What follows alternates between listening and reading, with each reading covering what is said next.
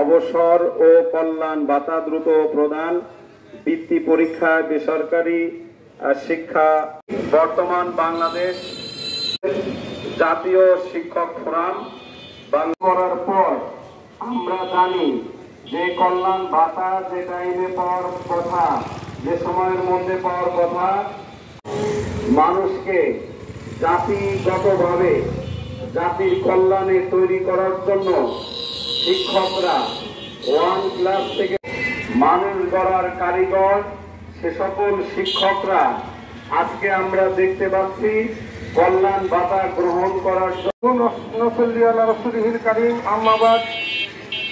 সম্মানিত উপস্থিতি, আজকের এই মানববন্ধন সারা বাংলাদেশে 64 জেলা এবং মহানগরে বিভিন্ন জায়গায় আমাদের এই মানববন্ধন আজকের দিনে চলমান। কেন্দ্রীয় জাতীয় শিক্ষক ফোরামের আওতায় আমরা এই মানববন্ধনটি রাজবাড়ী জেলায় পালন করছি।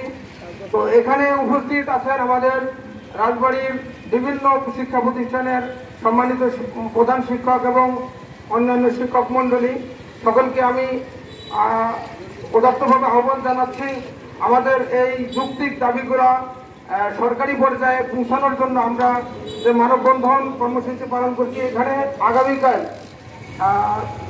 আমাদের প্রধান উপদেষ্টা বরাবর স্মারকলিপি প্রদান করা হবে। জেলা প্রশাসক বরাবর আমরা স্মারকলিপি প্রদান করব।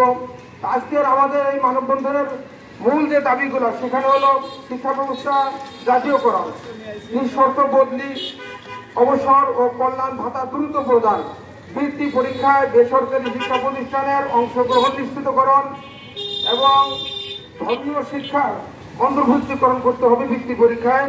আর একটু কমই সনদে সরকারি চাকরির ব্যবস্থা এবং শিক্ষা সংস্কার কমিশন গঠনের দাবিতেই আমাদের মূলত আজকের এই মানববন্ধন কর্মসূচি।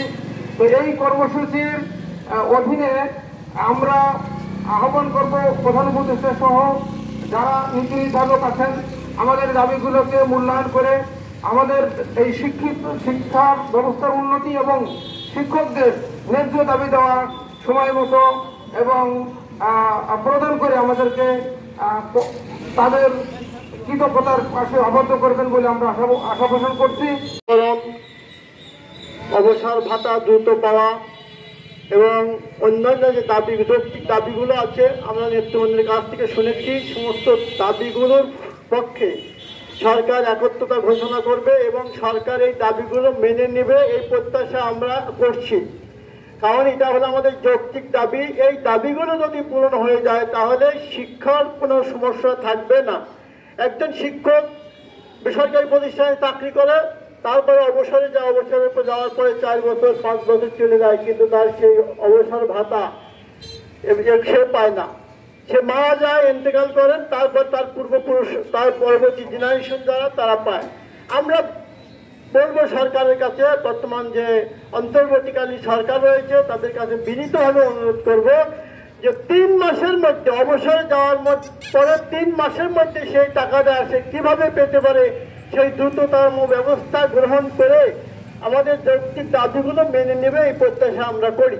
সর্বোপরি আমাদের আজকে এই জাতীয় শিক্ষক ফোরামের প্রোগ্রামে মানববন্ধনে সাংবাদিক ভাইয়েরা আমাদের সহযোগিতা করেছেন, প্রশাসন সহ, এনএসআই সহ, গোয়েন্দা সংস্থা সহ, সাধারণ যারা জনগণ, বিভিন্ন প্রতিষ্ঠান থেকে যারা আমাদের সহযোগিতা করেছেন এবং উপস্থিত হয়েছেন সকলকে জাতীয় শিক্ষক ফোরামের পক্ষ থেকে ধন্যবাদ জানাচ্ছি, মোবারকবাদ জানাচ্ছি। আগামীতে রাজবাড়ী জেলার পক্ষ থেকে, কেন্দ্রীয় পীর সাহেব চরমায়ের পক্ষ থেকে আপনাদের সকলকে ধন্যবাদ জ্ঞাপন করছি, মোবারকবাদ জ্ঞাপন করছি এবং আল্লাহ তাআলার কাছে প্রার্থনা করি আল্লাহ তাআলা আপনাদের নেক হায়াত দারাজ করুন।